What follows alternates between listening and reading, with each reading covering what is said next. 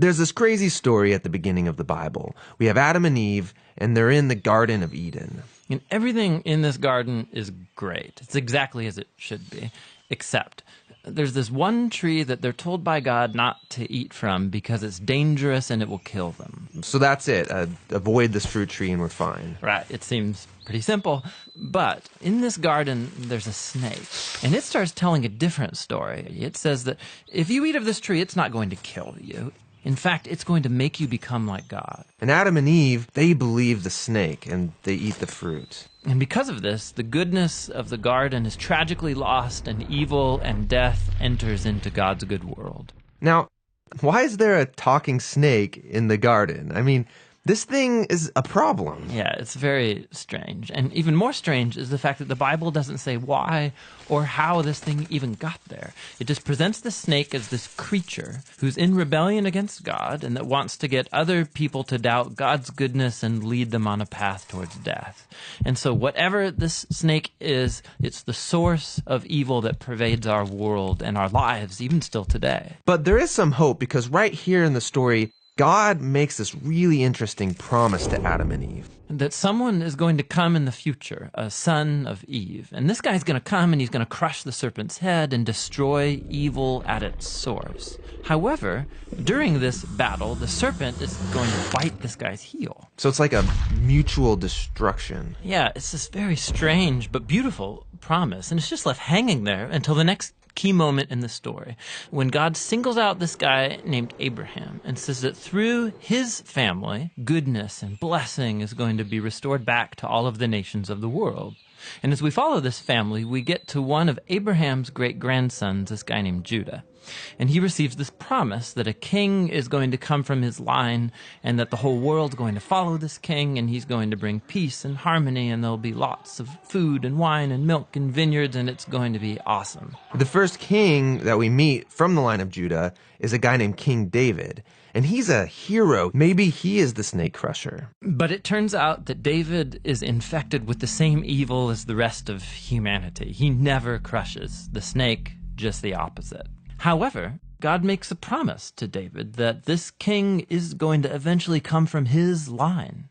But as you go on in the story, one by one, each generation of his sons, they're just total chumps. They give in to the snake, they choose evil, they go after money and sex and power and following other gods. Things get so bad that they run the nation of Israel right into the ground, and the big bad empire of Babylon just takes them out. And so now there are no more kings to even fulfill this promise. So it seems like the whole plan is lost. But during these dark days, there's this crazy group of guys called prophets. And they just kept talking about this coming king and reminding us of the promise that he'll come, he'll defeat evil, he'll restore the garden. Now, one specific prophet, Isaiah, he tells us more about why this king is bitten. Isaiah says that the promised king receives this wound because of humanity's evil, and then it kills him. But then all of a sudden he comes back, and Isaiah says it's because he suffered this wound that he can now become a source of healing to other people.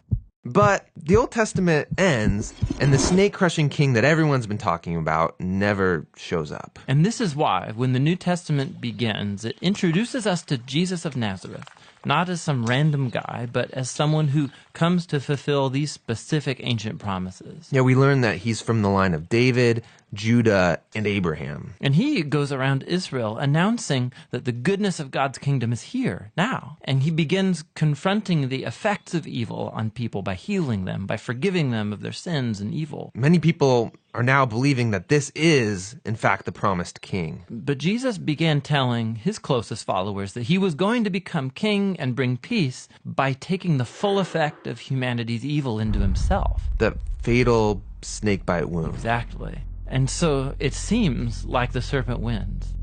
And this story actually would be a tragedy except for what happens next. Jesus rises from the dead. And now Jesus has the power over evil and death for himself. And so the rest of the New Testament is then making this claim that Jesus' power over evil and death has now become available to us to begin confronting the effects of evil in our lives. But even still, death and evil are a real problem in our world all around us. And so the story of the Bible ends by describing this future day when Jesus comes back and he finishes the job. He destroys the snake once and for all, and he restores the goodness of the garden here on earth.